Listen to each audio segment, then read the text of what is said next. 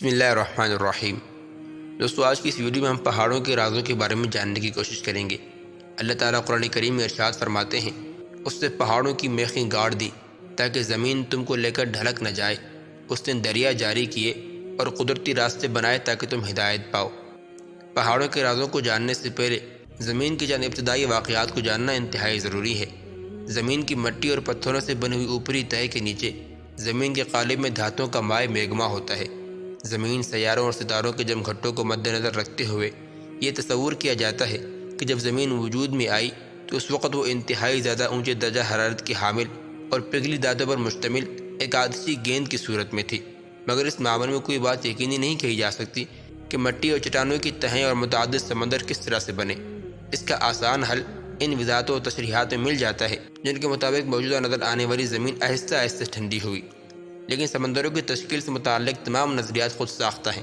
کچھ سائنسدانوں کے نزدیک گرم زمین کے ابلتے ہوئے کڑاؤ جیسی حالت میں سے پانی کے مالیکیولز کرۂ بعد یا فضا میں آہستہ آہستہ ٹھنڈے ہوتے رہے، جو انتہائی شدید بارشوں کا باعث بنے اور اس طرح سمندر وجود میں آ گئے۔ مگر یہ ناقابل تصور بات ہے کہ پانی کا قطرہ اس قدر شدید گرم ہو اور جلتی ہوئی آتشی گیند پر پڑ بھی سکے، اور مزید یہ کہ اس پر اتنے بہت سے قطرے جمع ہو سکیں۔ زمین کی بناوٹ کی ترکیب یعنی سلیکون کے مرکبات کی صورت میں ہونا ایک حقیقت ہے۔ سچ یہ کہ اللہ تعالیٰ کی پاک سائنس نے ہی سلیکون کے پائیدار مرکبات کو زمین کی سطح پر مہیا کیا، اور اس طرح کا ایک عمل وقوع پذیر ہوا جسے بوائلر کو بند کیا جاتا ہے۔ زمین کی بیرونی سطح نے سخت ہو کر اپنے قالب میں موجود آگ کو چھپا رکھا ہے، اور اس طرح پانی کو نیچی جگہوں پر جمع ہونے کا موقع مل گیا۔ اگر یہ بوائلر جیسا شٹ ڈاؤن یعنی بند ہونا نہ ہوتا تو نہ تو زمین پر پانی اکٹھا ہو سکتا تھا اور نہ ہی سمندر وجود میں آ سکتے تھے۔ ہماری زمین کا یہ اوپری چھلکا جس نے اپنے اندر ایک آگ کو چھپایا ہوا ہے، ایک خود بخود ہو جانے والا قدرتی عمل نہیں ہے، ورنہ تو زمین میں سلیکون سے بھی ہلکے جوہر یا مادے موجود ہیں جو خود بخود سطح پر اس کی جگہ لے سکتے تھے۔ اگر خدا نخواستہ زمین کی موجودہ اوپری سطح یا چھلکا رب العالمین کے حکم یا مرضی سے اس طرح نہ بنایا گیا ہوتا، یعنی یہ خود بخود وجود میں آیا ہوتا، تو زمین کے اندر برپا شدید آندھی اسے ٹکڑے ٹکڑے کر دیتی اور آتشی قالب پھٹ کر سطح زمین پر نکل آتا اور خود اس کے وجود کو ہی ختم کر دیتا۔ ہمارے عظیم خالق نے زمین کی سطح کو پائیداری دینے کے لیے اس پر ایک طرح سے بڑے بڑے وزن مہیا کر دیے ہیں۔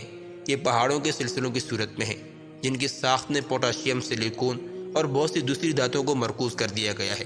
پہاڑی سلسلوں کو زمین کی سطح پر اور سمندر کی تہوں میں ایک بے حد نازک اور پیچیدہ مگر ساتھ ہی صحیح اندازوں کے ساتھ بنا دیا گیا ہے۔ چنانچہ اس طریقے سے زمین کے مرکز میں اندر کی سیما بھی آگ و قابو میں رکھا گیا ہے۔ پہاڑ ایک طرح سے برقی لاٹھی ہیں جو عظیم زلزلوں کو دور رکھتے ہیں۔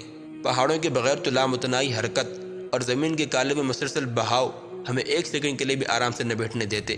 ہمیں ہر وقت نہ رکنے والے زلزلوں کا سامنا کرنا پڑتا اور زمین پر ایک خیمہ بھی نہ گاڑا جا سکتا، جائے کہ بڑے بڑے شہر بنائے جا سکتے۔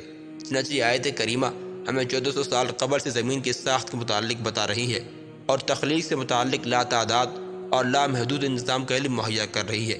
آتش فشاں پہاڑ بھی جن کے متعلق ملحد لوگ عجیب و غریب اور فضول قسم کی توجیحات پیش کرتے ہیں، دراصل ایک خدائی نعمت ہے۔ اگر آتش فشانی کا عمل نہ ہوتا تو ہم بہت سی دھاتوں کو جو صرف عجائب خانوں میں ہی دیکھ سکتے۔ لہذا آتش فشاں پہاڑ تو دھاتیں بنانے والے کارخانے ہیں جو زمین کے قالب میں موجود بہت سی اشیاء کو سطح پر لا کر مہیا کر دیتے ہیں۔ چنانچہ جو لوگ قرآن سے نکلتی ہوئی نورانی روشنی میں اللہ کی لامحدود حکمت اور دانائی کے ادراک حاصل نہیں کر سکتے، وہ کسی بھی چیز کے علم حاصل نہیں کر سکتے۔ اللہ تعالی ہمیں اپنی عظیم کتاب قرآن کریم کو سمجھنے کی اور اس کے مطابق زندگی گزارنے کی توفیق عطا فرمائے۔ انشاءاللہ زندگی رہی تو اگر کسی ویڈیو میں ملاقات کریں گے۔ السلام علیکم ورحمۃ اللہ وبرکاتہ۔